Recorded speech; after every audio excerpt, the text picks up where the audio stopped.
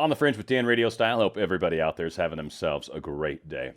Well, I think a lot of us saw this coming, and obviously still a lot of excitement that's happening around the election. Obviously a lot of questions, a lot of upset feelings, already seeing censorship. Trump's sending some tweets out talking about some things that he thought he disagreed with, and that tweet was censored.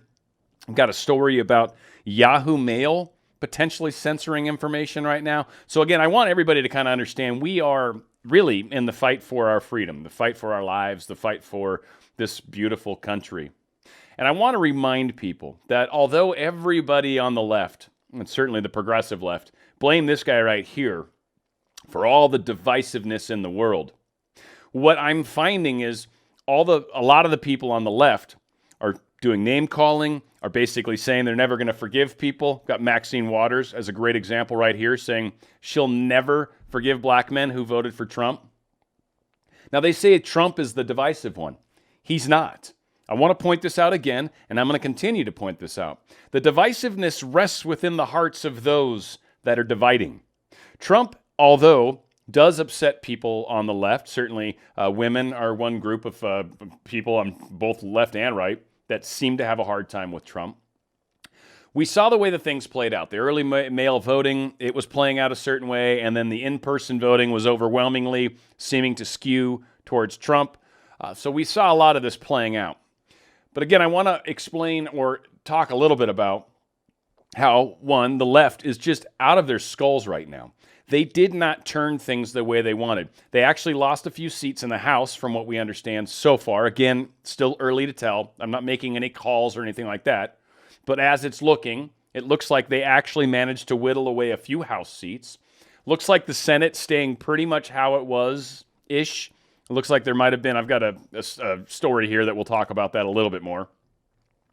But a lot of things really are kind of playing out differently than the Democrats had hoped for. They went all in. They outspent the Republicans just insane amounts of money. Insane amounts of money. Lindsey Graham was outspent heavily. It looks like he's going to win. McConnell was outspent heavily. Looks like he's going to win. It looks like one of the people that we've got a seat that's going to lose is over in Arizona.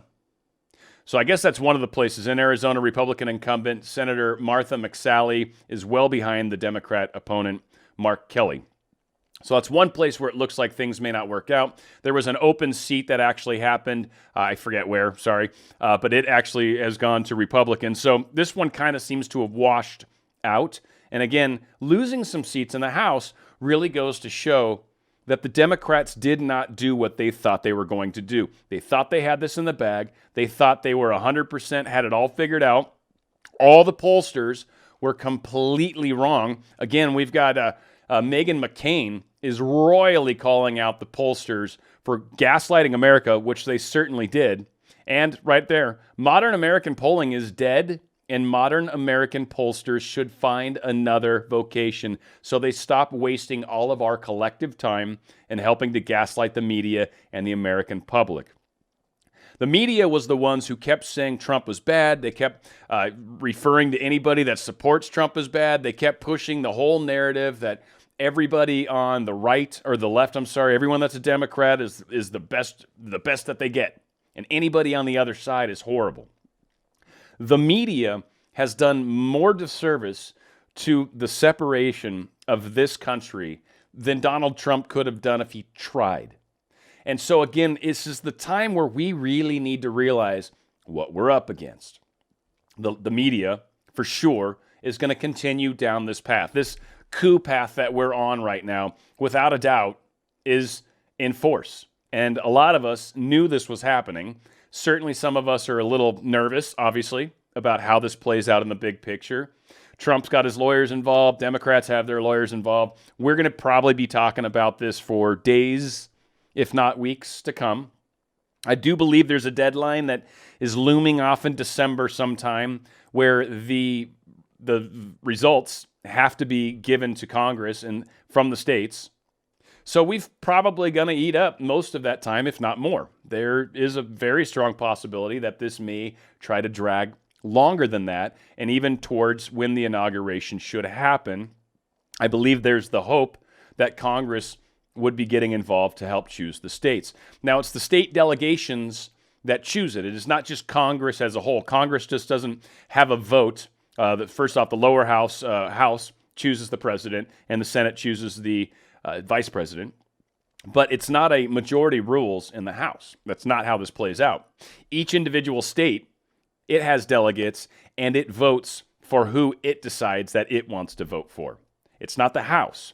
And the way the delegates play out is there's apparently a bit of an advantage, not huge, but an advantage towards the Republicans. I want to say it's something like 28 to 22, something like that. So if it gets to that point, there still is one more place where we've kind of got a little bit of a safety mechanism in place, right? And then on top of that, Amy Coney Barrett, that was a huge ad right before the election. And again, the Dems did not get the supermajority. They wanted to get control of the Senate, did not accomplish that. We're almost sure of that, but it's too early to tell. I'm not calling it. They did not. They actually lost a little control of the House, and we're still up in the air on the presidential part of this. So they didn't get that supermajority, or it doesn't look like they're going to, that they were expecting, which means they're not going to be able to do all this crazy stuff that they've been talking about. Huge victory. Even if for some reason we don't choose Trump as our president, which I just can't imagine right now, moving forward another 4 years and not really having faith that the economy is going to move forward, not really having faith that they're going to try to start stripping away more of our rights, not having the faith that they're going to shut down the economy because of COVID. What is happening right now is just, it's one of the craziest things that probably we'll ever see in the history of this country. Now, there's a lot of talk of blackmail and whether or not Biden could call into question our democracy. I want to point out something that's super duper important for all of us to understand, and something that maybe you want to use as a talking point when you talk to your friends on the left. When they say, how can we believe in democracy? Well, folks, we have a democratic republic. We do not have a democracy, and there's a reason for that. And the founding forefathers foresaw this reason, where you could actually cause the popular vote to vote a certain way and then ignore large swaths of the country that didn't necessarily agree with that. So you would run into the case of having, Los Angeles and New York, or California and New York, deciding everything that happens for this country and just go ahead and ignore the other 48 states. And that's not what's happening. And that's why there's 2 senators per state that everybody gets. It's called equality. And so just because you have a population of 40 million in California and maybe, 35 million in New York, I don't actually know what the numbers are. I think it's like 35 million in California. Whatever, who cares? Doesn't matter. You could have this giant population, but you still only get 2 senators. And then you can have Iowa with a population of like 5, and they still only get 2 senators. It's called equality. It's called each state has fair representation. Now in the House, obviously that's population specific, and that tends to be a little more of a democracy rules, but that's just one house in the judicial branch. We've got 2 houses for a reason. The one house that's based off of population, and the other that is based off of equality. Equality has the final say in the law. Population creates the law. The safety mechanism or the equality method is then used to decide whether or not that law is going to make it up in front of the president. And then at that point, the president has the option to sign it or veto it. This is the way our system works for a very important reason. Now, does the right, do the Democrats want to get rid of this concept of electoral college? Yes, of course they do. Because it's very easy for them to manipulate the masses. It's very easy for them to get large swaths of the population in a couple small locations to sing their praises. But the rest of the country, the quote deplorables, the flyover states, all the horrible nicknames they have, they want to ignore. And that is not a United States of America. That's actually a divided States of America. That is 2 states of America that decide everything for everybody else. And that would be horrific. So I want to call that out because these 2 knuckleheads kind of get into that whole area. And again, I shouldn't call them knuckleheads. I apologize. They're probably not, and they're probably sleepy as well, considering it was a late night for a lot of people. But let's kind of listen to them talk about this blackmail and how we can't trust democracy. And again, the left's allowed to say all sorts of crazy things. If any of us say these sorts of things on the right, well, we get in all sorts of trouble. But we'll see how this plays out. for the sake of argument, if Donald Trump is to prevail tonight and then Democrats win 7 out of the last 8 popular votes, but don't hold the presidency for 16 of those years, what does that say about the country? And do you think the country will fully accept it? So again, we're coming back to the popular vote. I don't mean to cut this all apart, but that's his question. His question's leading in that direction. Do you think, since for 8 elections now, the Democrats have had the popular vote, do you think they're going to believe the election if they don't win based off the popular vote? Again, Democratic Republic. This is not a democracy, a true democracy where majority rules. It's not. It's a Democratic Republic for a very specific reason. That, of course, is the question, George. You're absolutely right. I mean, that is the Constitution at work. The Constitution works on the basis of Electoral College. A lot of complaints about it. Very difficult to change. We are a continental nation, and communities that are not in the population areas will want to be represented. But set aside the Electoral College and talk about losing the presidency by winning the popular vote. It will call into question the legitimacy of the democracy for a lot of people. They'll just say, this is baloney. This doesn't work. We keep getting all the votes that in a normal majoritarian race you should win the presidency with. And this system, which dates from a slaveholding constitutional founding, doesn't work for us. Wait, slaveholding constitutional founding. Again, more belittling of the country, more ripping on the people that are in the flyover states. And again, more of this talk about how we should try to change that, how this is somehow a broken system because they're not able to take advantage of it, they're not able to properly capitalize on it, or in some cases, maybe even manipulate. Now, again, what is also very interesting to me is that they're calling the popular vote before the votes were even finished counting. Nobody else is allowed to say anything about how it looks like the election's playing out. Nobody is allowed to say, hey, it looks like so-and-so's winning. You're not allowed to, at least people like me. But the media can. One of the most important things, again, to keep in mind, the media is going to say what they're going to say. They are going to spin this however they can. They are all in on this coup attempt. They are completely in because if they lose after everything's said and done and Donald Trump is still president, there is going to be a lot of questions asked to the media, to some of these people that have been donating money, to some of these tech giants, to some of these politicians that may have accounts that don't seem to add up, or family members that are getting a little too enriched, if you will. There is a lot of questions that are being asked and have been asked for 4 years now.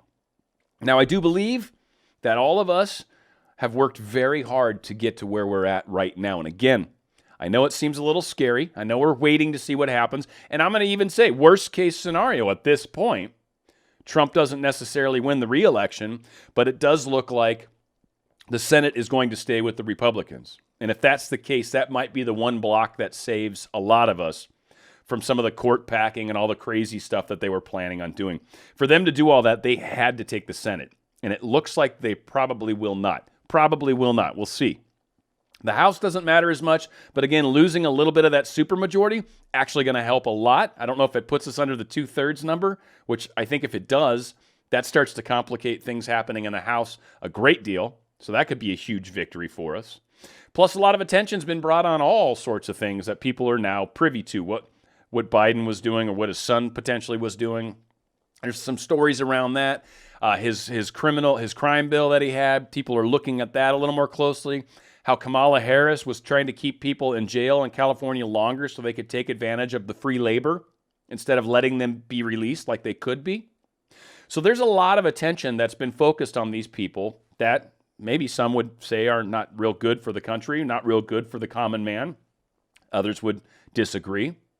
So again, that's the worst case scenario. Best case scenario is Trump actually wins, we keep the Senate, and we've whittled down a little bit on the House. That would be huge. That would be awesome, and we'll see what happens. Odds are I don't think we're going to have any results immediately. I don't think we're going to have any results for days. Whether or not it takes weeks, whether or not there's all sorts of lawyers lawyering up and doing it. I mean, it's already starting to happen and play out. So there's questions, a lot of questions around it. Now, the one thing that Democrats were really hoping for was to really own up on the Senate. And it seems, as much as they wanted to say the red wave was a red mirage, it seems as though this blue wave may have crashed as well.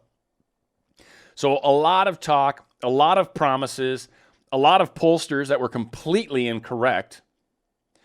And here we are finding this out as well. So in 2016, pollsters sucked. 2018, pollsters suck. 2020, pollsters sucked.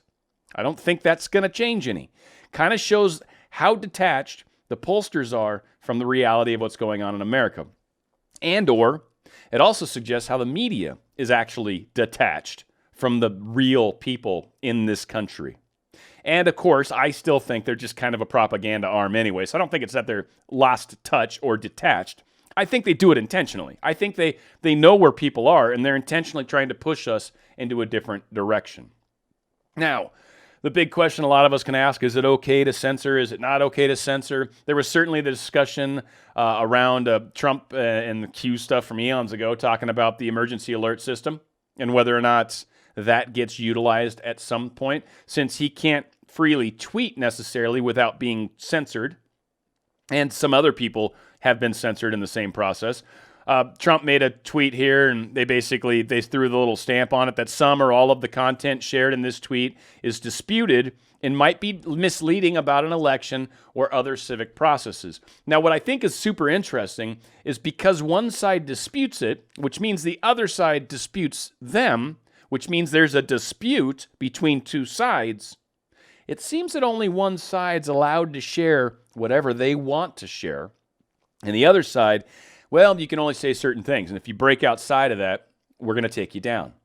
That is kind of definition of what a coup is. It's one of the things that you can tell is very backwards about what we're experiencing right now. And it lets you know that all assets are still deployed. And the man that's fighting for us still is still fighting for us. That has not changed at all.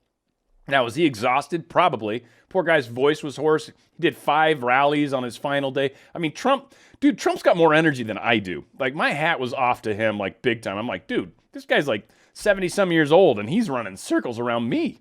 And I'm in decent shape. So it's kind of crazy how this is all playing out. So again, don't expect Trump to just magically declare something. This is going to probably happen mostly through legal channels. This is going to kind of happen at the speed of government. And again, we have a month and a half, whatever, until things have to happen. I'm not expecting any major answers to get jumped down our throat anytime soon.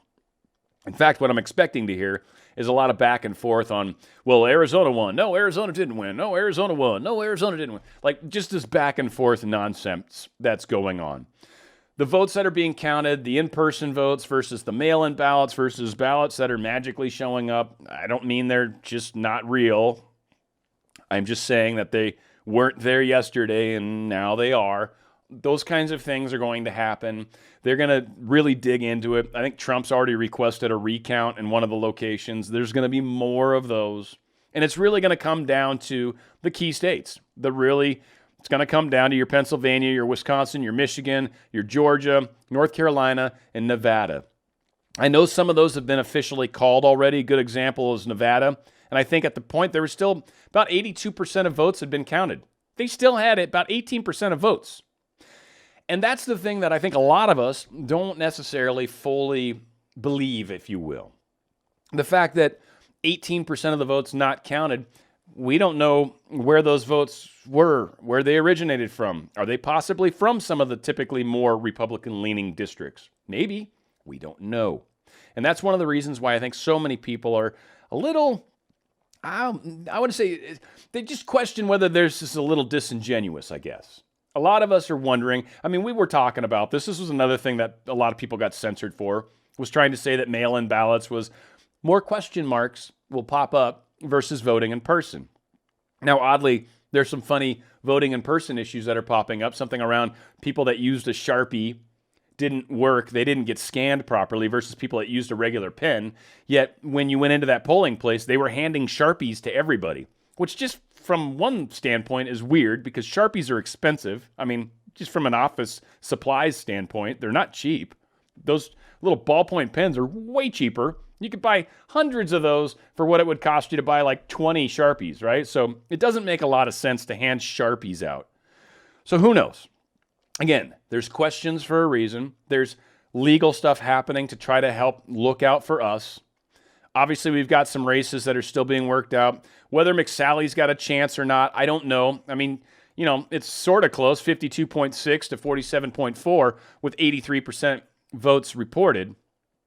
But, who knows? Who knows how all this is going to play out? There's going to be other people that are going to want recounts if it gets within a small enough percentage. We'll see how it plays out. Now, something else that came out. Now, this was specifically around an email that was in Germany. So I'm not sure the censorship is happening in America yet. Let's just be very clear. But this censorship is happening by mail companies. Yahoo Mail. So that just makes you wonder if Gmail is going to be on that next, if Hotmail is going to end up following suit. Yahoo and all these, you got mail, AOL.com, like who knows? Like, people still using that stuff, right? So we'll see. But apparently, Ben Garrison from the graphics.com wrote a piece for Zero Hedge all about what he encountered when trying to send an email about the Wuhan coronavirus to a friend in Germany. Because Garrison questioned the official narrative about the pandemic, his email was kicked back to him as undeliverable. A little interesting. So again, do we have a chance? Yes, we've got the best fighting for us right now. Are we going to necessarily hear all the good things that are going on? Be open. Check your alternative media sources. Check some of the different channels that you can. But I think a lot of us are going to have to be very careful about how we phrase these things. And certainly the legal channels are going to happen down the legal path. So these are things that just need to play out. And a lot of us, again, I think the relying on the fact that we've made progress, we kind of looks like, anyways, that we're going to keep the Senate, which is key. It's huge. The Senate's huge. Now, we should keep the presidency and vice presidency as well, but we'll see how that all plays out. But again, this is very coup-like. This guy on Blaze TV was talking a lot about it. He says one thing: when you went to bed, Trump was ahead and counting miraculously stopped. When you woke up, it resumed, with Biden miraculously garnering totals in the dead of night. He's calling it a coup. This is Steve Deese or whatever. Now, he's a bit kind of hardcore. Like, he's saying, we can't play nice guy anymore because this isn't working for us. Again, all these people that are talking violence, talking hatred, all these things, no, not okay. Hatred is not going to get us to the finish line. Ultimately, we have to figure out a way to bring this country back together. We need to get through this election. We need to figure out who the F is actually going to be in charge of us. As far as president, I mean, we're all in charge of ourselves. God-given rights, unalienable rights, right? For the most part, you're in charge of you, I'm in charge of me. President rarely affects my life except when taxes change, maybe. Outside of that, he never shows up at my house. He never calls me anymore. I don't talk to the president. Not his friend, apparently. I've tried, but I'm not. So this is part of how things play out. To get all worked up about it is not going to benefit anybody. Now, typically, the people on the right don't live politics. That's not our life. Most of us have a whole bunch of other things in our life that really matter, and then politics is this other thing that we occasionally talk about and wish we didn't. The people on the left, this is their life. This is everything to them. So they're in a bit more of a conundrum right now than the rest of us. So have faith, have patience, continue to pray, continue to be kind to others, and we will get through this. And likely, we will enjoy the results and the outcome that we get to experience in a few weeks from now. Maybe sooner, maybe later. Probably going to hear about it in a few weeks. Let's see how this plays out. Again, be careful who you're listening to. Be careful what you just believe. Don't get too into the polls. They were completely wrong to begin with, right? So when the mainstream media is saying what's going on, just understand they're all about protecting themselves right now. And protecting themselves means protecting their candidates. That is the mainstream's only chance of survival right now. Otherwise, the rest of us are going to find out about a lot of these mischievous things they've done, about a lot of these misdeeds that they've done about a lot of these places where they've misrepresented the facts, and in some cases, majorly misrepresented the facts to the point where it's pretty much a lie. These are the things that we are waking up to. That is truly what is important about this election. It's not just Trump wins and we can all go back to our normal lives. No, we are in a transition of this country and of this planet. And that transition's actually super important for the big picture. We're not getting into the big picture as much yet because right now we're trying to focus on this little milestone that we're trying to work through. Once we get through this, we can start making steps and strides towards this next big thing that we've got. I'm going to start talking more about that as we start progressing past this election, once things start to resolve and we can start to focus on where we're heading and what's out in front of us a little ways. But there are definitely some things to talk about, some things that are concerning, and it is on the science front. And the one example I'll give you, or the hint I'll give you, and feel free to look this up, there's a lot of information, but the poles, the north-south poles, are weakening heavily. They started back before late 1800s, right around there is where they started shifting and moving. Around 2000, they began to accelerate greatly. And right now, our poles are moving miles per year. Many miles per year, they are moving. Our magnetic field of this planet is weakening. These are some critical things that we've got to think about. And I'll be honest with you, this isn't global warming. You could stop burning fossil fuels right now. It's not going to do anything about our electromagnetic field of this planet. So we've got other issues that we need to work through once we get this stuff resolved. Now, how far down the road? I don't know. We're going to worry about that later. But we've got a lot to stay focused on right now. Keep your thoughts in the right direction. Be kind to one another. Understand that we're working through something, a pain point for this country and this world, and we will get through it together. Together, we will get through this. United, we are strong. Divided, we are weak. We need to stay united through this transition, through this transitory period. We need to stay together. Where we go one, we go all. It's on the Fringe with Dan RadioStyle.